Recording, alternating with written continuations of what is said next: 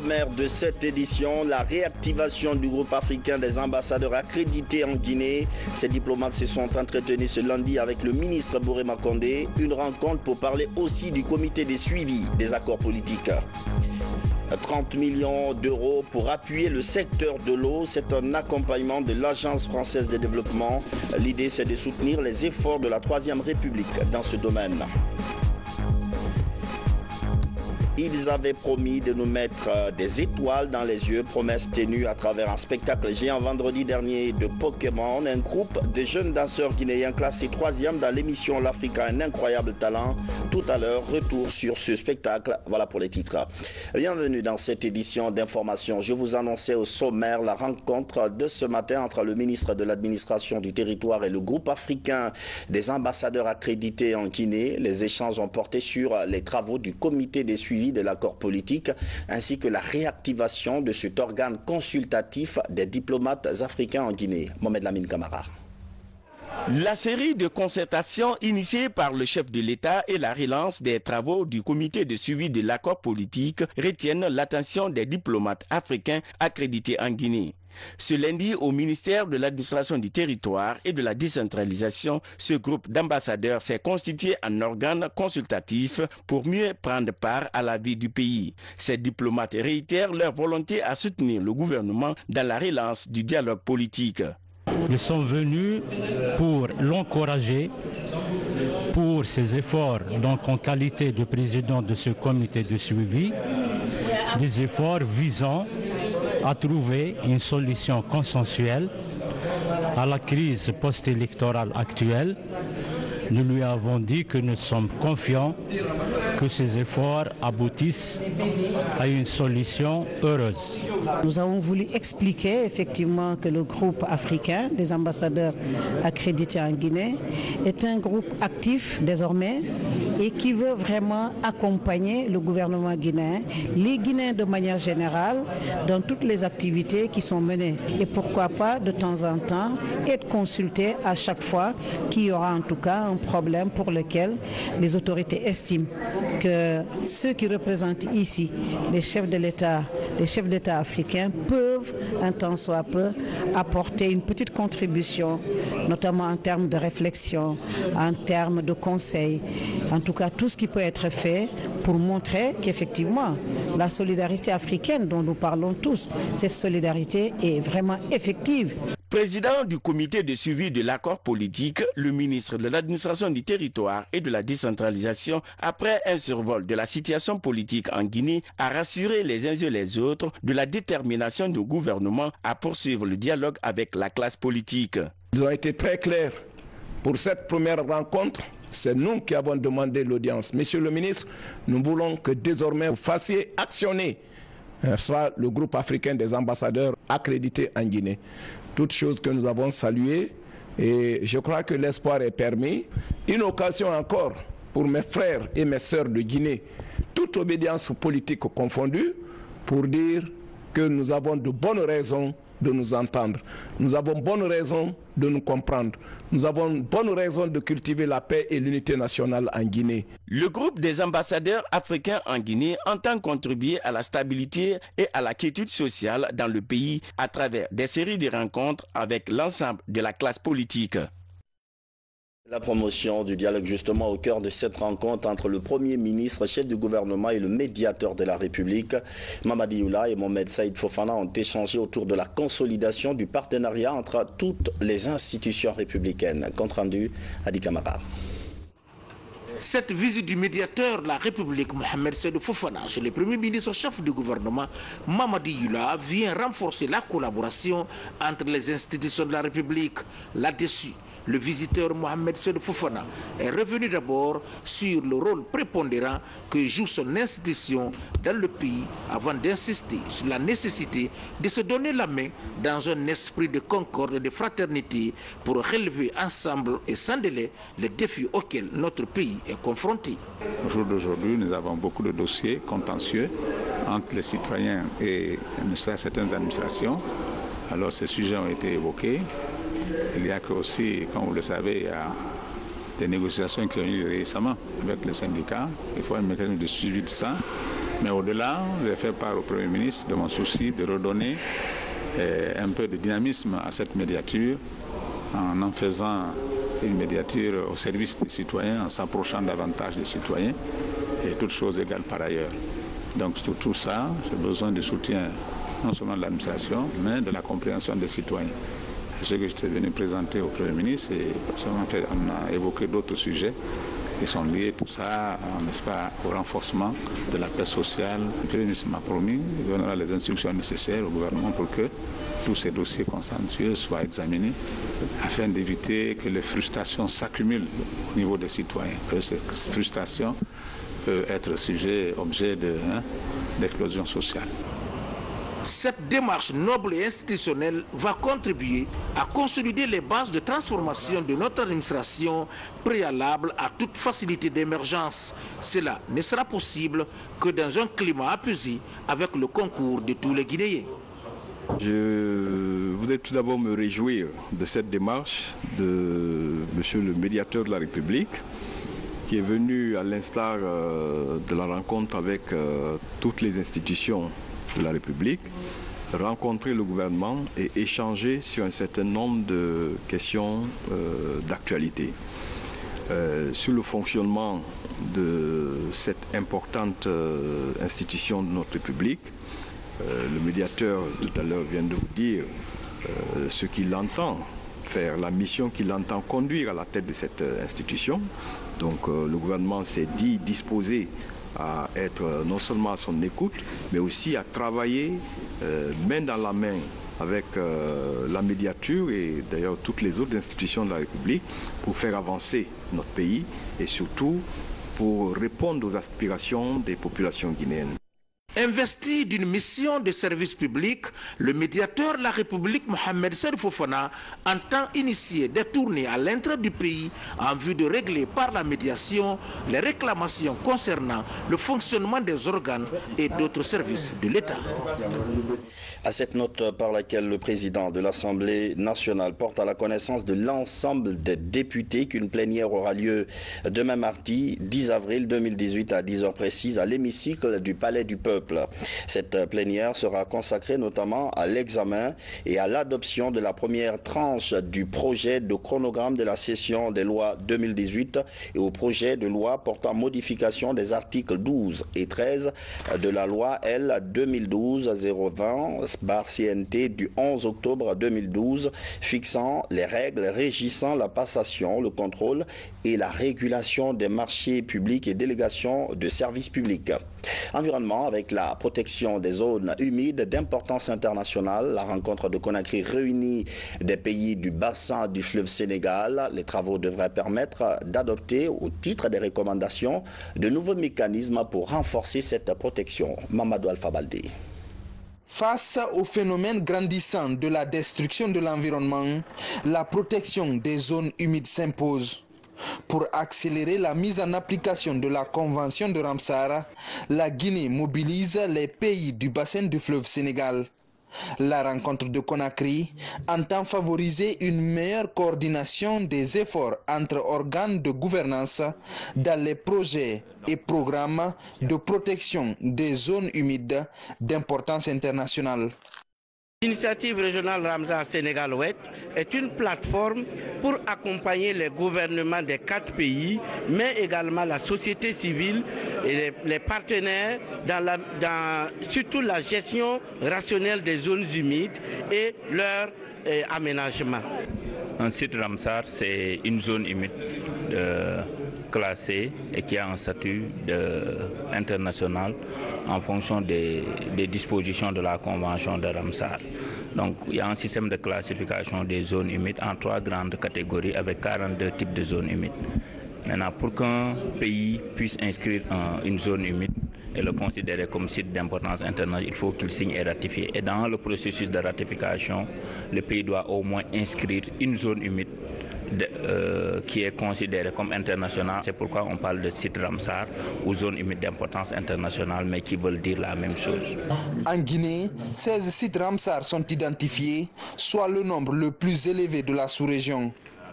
ce qui confère à la Guinée le statut de premier rang dans la protection des écosystèmes en Afrique de l'Ouest. Le site Ramsar, d'une manière générale, participe à la protection de l'environnement et il constitue un site d'habitat pour la flore et les forêts. Et surtout, il lutte contre les inondations, contre l'hibernation aussi, et surtout, il participe à la sécurité alimentaire. Parce que quand vous prenez l'exemple des mangroves, les mangroves, c'est l'endroit où les poissons se reproduisent. Donc, et les mangroves constituent un site Ramsar. Depuis 1993, la Guinée est pays membre de la Convention de Ramsar. Aujourd'hui, l'ensemble des États membres de Sénégal-Ouest compte impulser une nouvelle dynamique pour une protection durable des sites écologiques. Un deuxième titre de l'actualité ce soir, ce geste de l'AFD, Agence française de développement. L'institution va accompagner la Guinée dans la mise en œuvre de sa stratégie eau potable pour tous. 30 millions d'euros vont être injectés dans ce projet. Kerno Ousmane Diallo. Avec ces signatures, l'Agence française de développement marque son retour dans le développement de l'eau en Guinée et accorde un prêt de 30 millions d'euros pour le financement de ce secteur primordial dans le développement socio-économique. L'enveloppe financière va servir principalement à améliorer les performances techniques et commerciales de la SEG dans les communes de Ratoma et Matoto et dans 25 centres d'exploitation de la société à l'intérieur du pays. Un engagement de la France pour aider la Guinée à atteindre un de ses objectifs de développement, l'accès à l'eau potable pour tous. Compte tenu des besoins et des demandes des autorités guinéennes, la France, à travers l'AFD, se devait de répondre positivement et elle l'a fait depuis 2016. Et ce projet, cette signature aujourd'hui de la convention qui porte sur 30 millions d'euros est la conséquence justement de cette réaction positive de la France. Un des objectifs principaux, c'est de réduire les fuites. En fait, les fuites du réseau, donc beaucoup plus de production qui arrive à la borne fontaine, qui arrive au robinet. Voilà.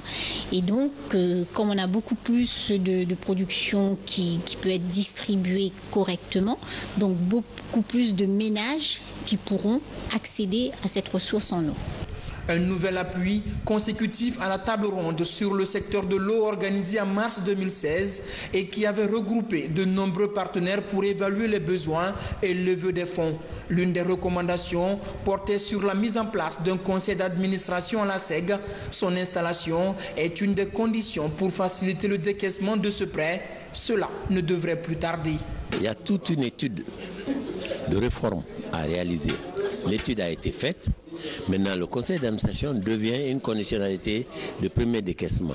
Sinon, c'est un processus de réforme, de remise en état technique et institutionnel du secteur de l'eau. L'accès à l'eau potable est une des priorités du gouvernement.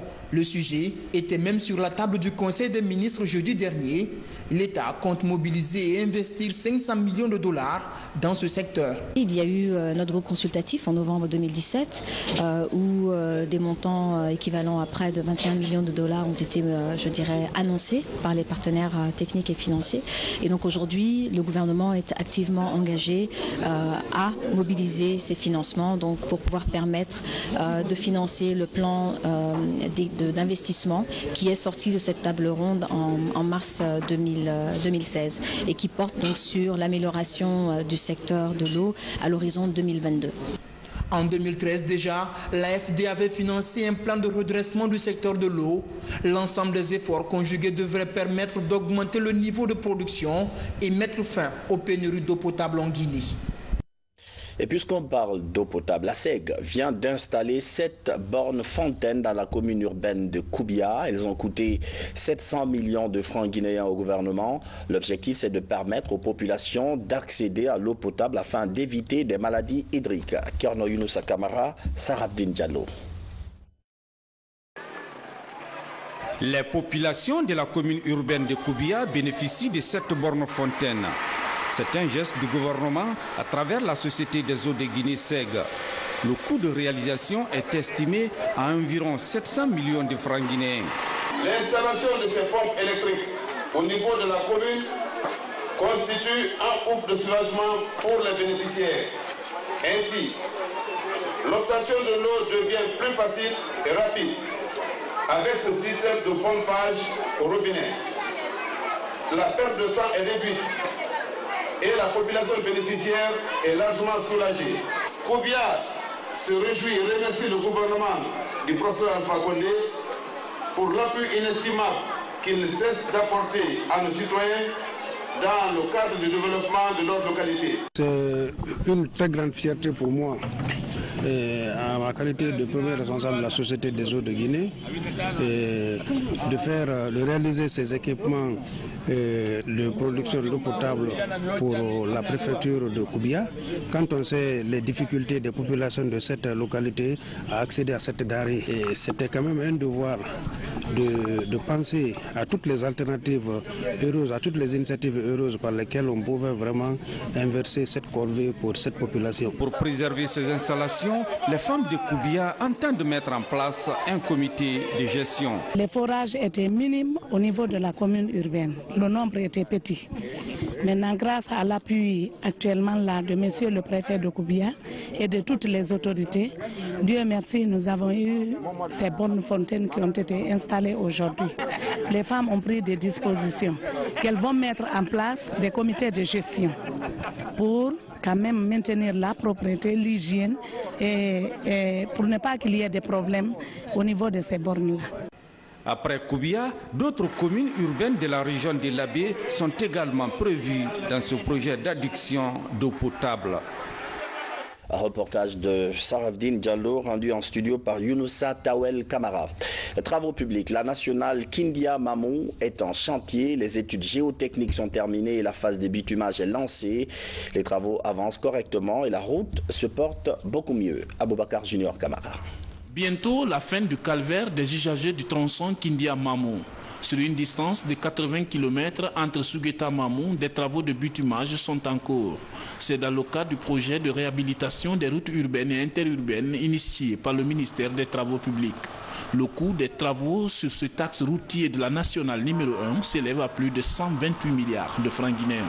On a fait des études et des essais labos pour pouvoir statuer sur la superstructure de la chaussée. Et ça se compose entre deux parties. Il y a la première partie, où on a rencontré beaucoup de remontées d'eau. On l'a traité d'une manière. Et la deuxième partie, on l'a traité d'une autre manière. C'est-à-dire de Sogueta jusqu'à Tamagali, il y a des remontées d'eau et la saison, il y a beaucoup de remontées capillaires.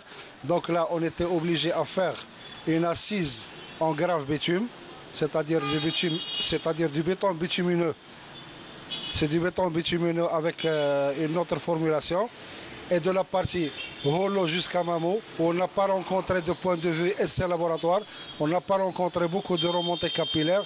Donc là, on l'a traité avec une couche de base en grave concassé et puis après une couche de béton bitumineux. C'est une entreprise nationale qui exécute les travaux pour un délai contractuel de 12 mois.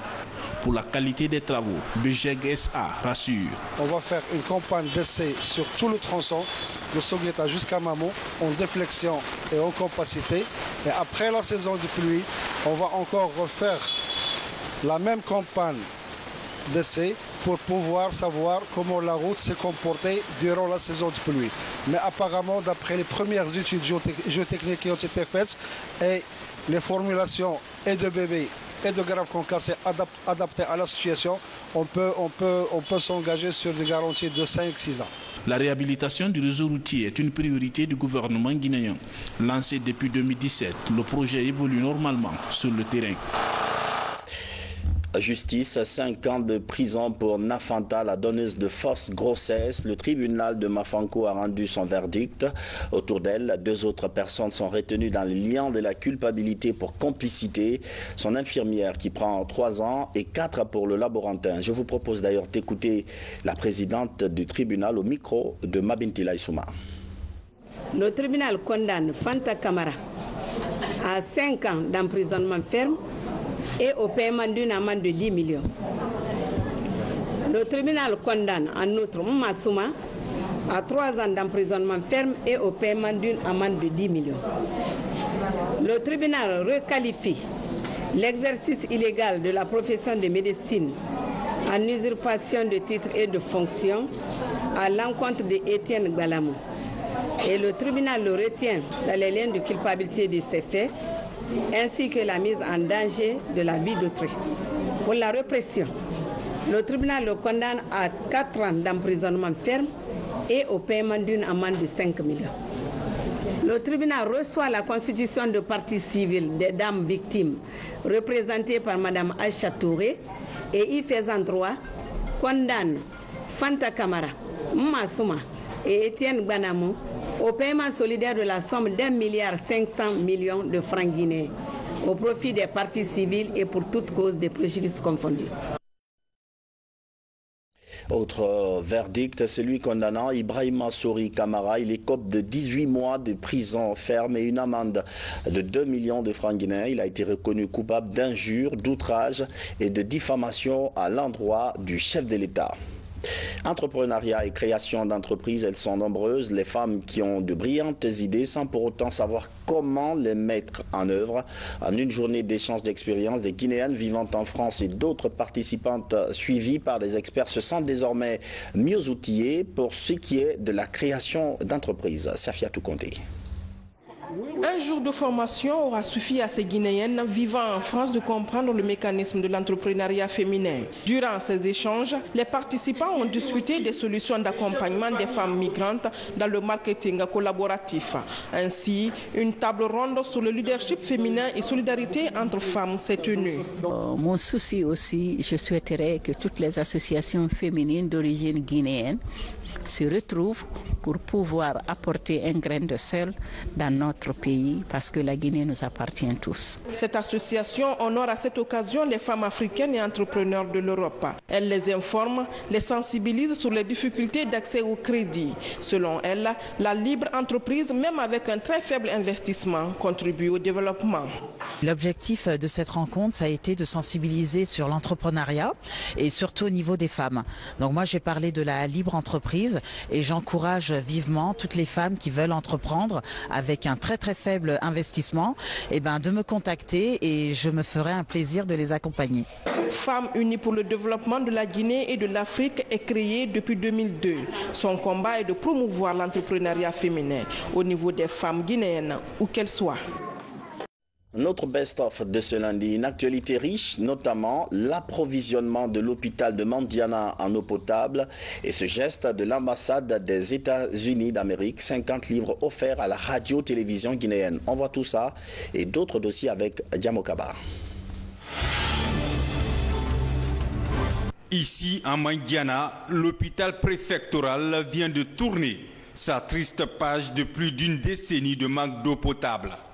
Désormais, c'est un forage connecté à des panneaux photovoltaïques qui alimentent 2 cuves de 500 litres chacune, fonctionnelles 24 heures sur 24.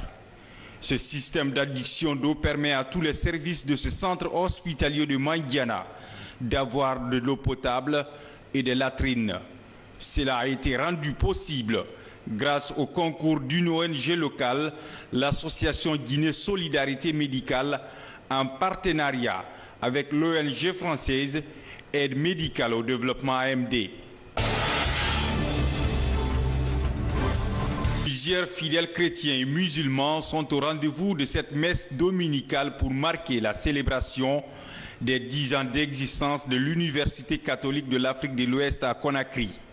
Une institution qui fait partie du patrimoine de l'Église catholique de Guinée. Quand je me rappelle des conditions dans lesquelles l'université a été créée, et là je veux parler de conditions matérielles, mais également de conditions de présence de personnes autour de l'université. Et par rapport à ce que nous vivons aujourd'hui, je pense que le bond en avant est extraordinaire. Je pensais qu'au départ de l'université, il n'y avait que 3 personnes qui faisaient toute l'administration tant administrative que pédagogique, mais qu'aujourd'hui pratiquement toutes les structures sont meublées. Ça veut dire que le pas en avant est très grand. Au quartier Yimbaya Bougie, dans la commune de Matoto, l'érudit Suleiman Barou Kondé formule des prières et bénédictions pour le pays. Cette séance de prédication est organisée par les femmes volontaires pour le développement de Kouroussa. Elles s'engagent pour le maintien de la paix et la quiétude sociale pour le développement harmonieux de la Guinée. Nous avons pu appeler l'âge solo pour pouvoir venir nous faire des bénédictions, des prières pour non seulement la nation, par rapport à toutes les situations qui sont en train de se passer en Guinée. Donc on en est soucieuse. Donc il faut aider le professeur Alpha Condé parce que sans la paix, sans la cohésion sociale, sans l'unité nationale, aucun développement n'est possible. L'ambassade des USA en Guinée dote la RTG d'un lot de livres, de manuels qui devront permettre au personnel d'approfondir sa connaissance en pratique du journalisme, mais aussi acquérir quelques connaissances sur les États-Unis. Un geste qui vient conforter les relations entre la Guinée et les États-Unis. Actualité nationale, toujours les plages de Conakry avec leur réouverture. Elles doivent être assainies au quotidien pour qu'elles puissent attirer. L'opération est d'ailleurs lancée. Elle est pilotée par le gouvernorat, l'Union européenne et l'OIM. Retour sur le lancement de cette campagne d'assainissement avec Abdourahmane Koula-Diallo.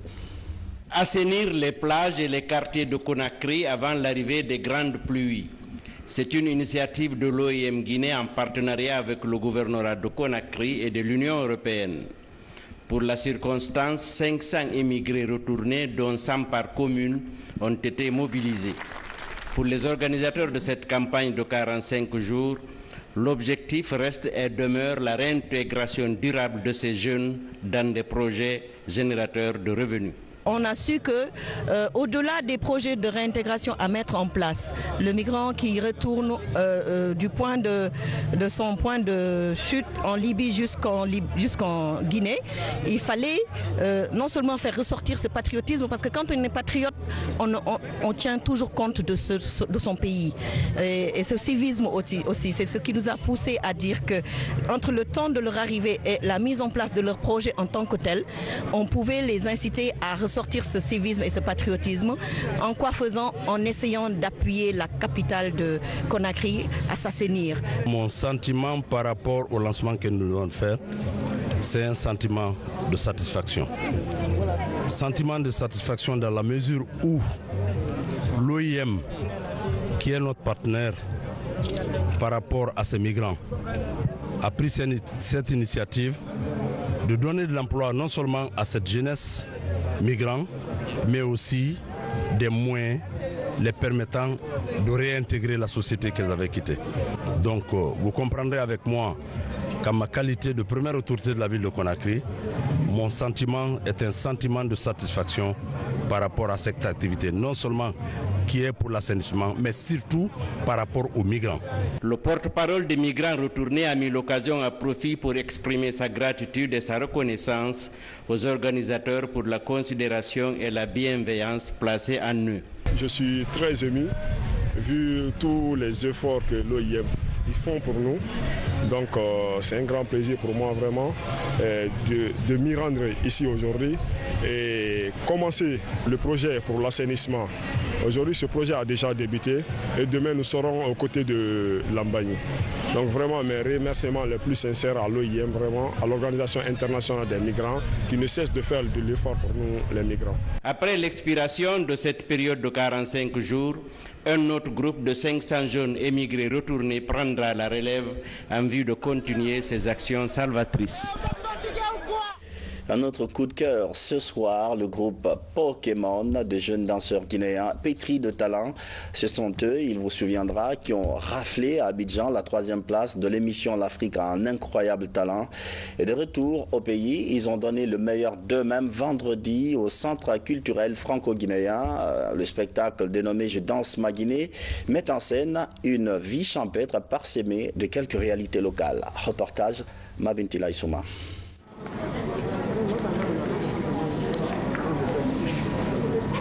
La mise en scène est digne d'un film de zombies. Enlevés de rideau, les danseurs somnambules dans la salle parmi les invités. Une fois sur scène, l'accent est mis sur la vie champêtre.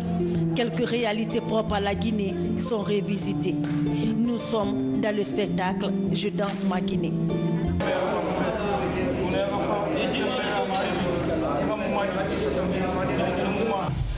Je danse ma Guinée, c'est aussi du hip-hop, des acrobaties et des pyramides humaines. Les artistes du groupe Pokémon Nyakri donnent du frisson aux spectateurs. Petits et grands sont séduits. Les Pokémon, ils sont trop cool, je les adore.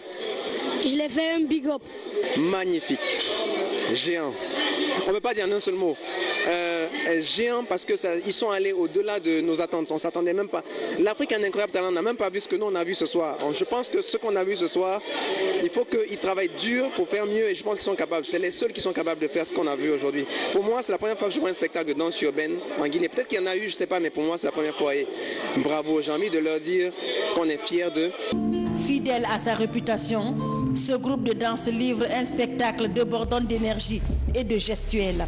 Sous la conduite de Djouma, maître chorégraphe, le groupe compte aller plus loin. La danse déjà ça coule dans les veines, on a tout donné. Pokémon qu'on a pris continue, c'est pour la vie, fierté de 224, voilà, espoir de 224 ou bien Tima.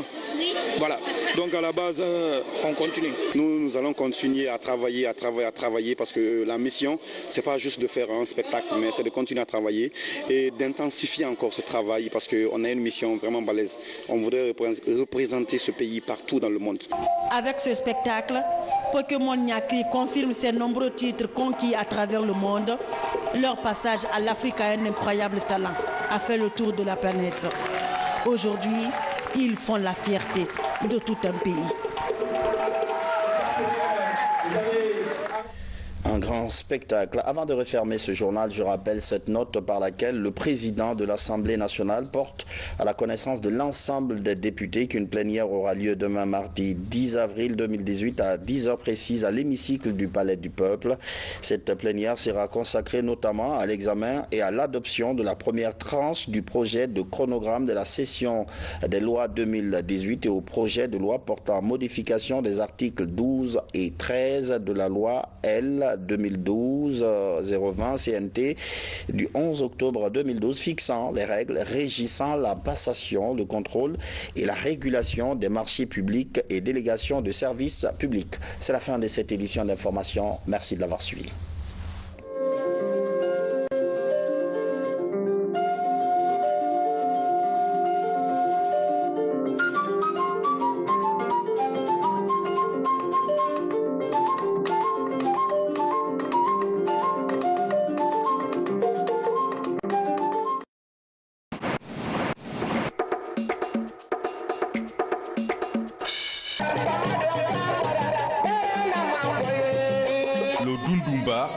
Ou encore la danse folklorique des hommes forts reste le symbole important du Amana.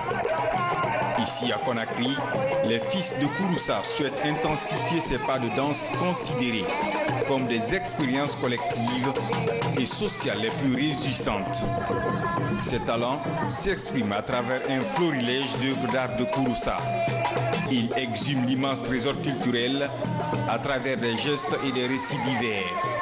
La rencontre se veut un carrefour d'échange d'une expression culturelle. Le Dunumba est une danse qualifiée de la danse des hommes forts, qui est une création, s'il faut le dire, du Hamana.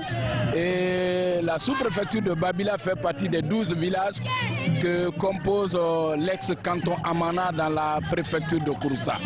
Donc l'association des jeunes est cumulée à celle des ressortissants de toute la sous-préfecture de Baro a bien voulu nous faire remémorer, nous réunir aujourd'hui au stade Cabinet Kouyaté pour nous faire revivre le bon vieux temps d'Alo Amana. Ce soir, vous n'allez pas imaginer un seul instant que nous sommes à Conakry. Tout ce qui est là nous replonge dans nos mœurs, nos coutumes. Je suis très content que nous ayons cette possibilité à tout moment de nous retrouver et d'échanger et de se connaître davantage. Le Dunumba, c'est dans mon âme. Je suis né à Kouroussa, j'ai grandi là-bas et je ne connais que ça. Donc dès qu'il y a le Dunumba, je suis obligé de venir, même si je ne sais pas bien danser, mais je remue ma tête. Cette danse, ça me dit beaucoup de choses parce que c'est une coutume pour nous. Nous voulons valoriser notre danse folklorique, le Dunumba. On ne connaît que le Dunumba chez nous. Donc quand on organise ça, ça nous donne des souvenirs de la jeunesse. Et à notre temps, au temps de nos mamans, on ne connaît que le Dunumba. Donc c'est un grand souvenir pour nous. Quand on est là, on est fiers.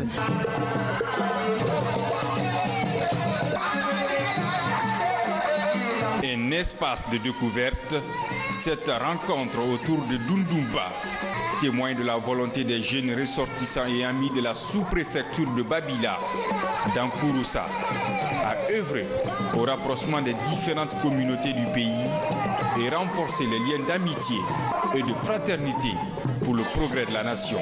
Aujourd'hui, nous sommes réconfortés de joie par l'ampleur que l'événement a pris.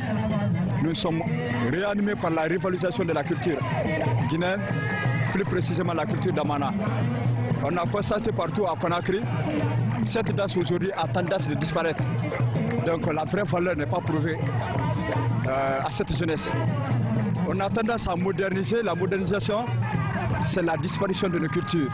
Et s'il faut moderniser, le musée ne doit pas exister en Europe. Donc nous voulons mettre ça et revaloriser cette culture pour montrer l'image réelle d'Amana au monde entier. Aujourd'hui, on a jugé nécessaire d'organiser cette danse au niveau de ces stades pour pouvoir vraiment tisser la cohésion et du tissu social au niveau de la Guinée et en même temps au nom de la paix.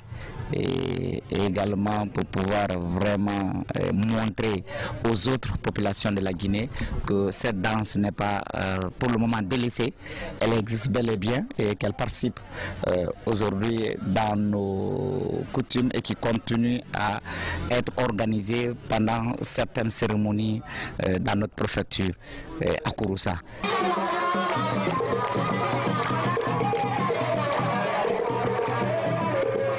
Les autres sous-préfectures doivent prendre l'exemple sur Babila, non seulement dans leur organisation pour leur développement, mais aussi pour ceux qui sont en train de faire pour la culture. Car le Dunumba est un acte important de la culture mandingue. Et je crois que l'origine est un peu très proche de Babila. C'est très bien pour cette raison. Je ne peux que les féliciter et leur dire que ce qu'ils ont fait là, ils l'ont fait pour tout Kouroussa. C'est de ça que le pays a besoin. Nous avons besoin de réjouissance, nous avons besoin de bonheur, nous avons besoin de paix et dans l'allégresse, dans la joie, que les jeunes et les femmes, les hommes se retrouvent. Vraiment, c'est un très grand bonheur, c'est un grand moment de notre vie et j'en suis très heureux. Ces retrouvailles symbolisent la fraternité humaine à travers la danse. Elles démontrent également à la nouvelle génération ici présente les multiples facettes de la culture guinéenne, mais surtout le Dundumba, la danse des hommes forts.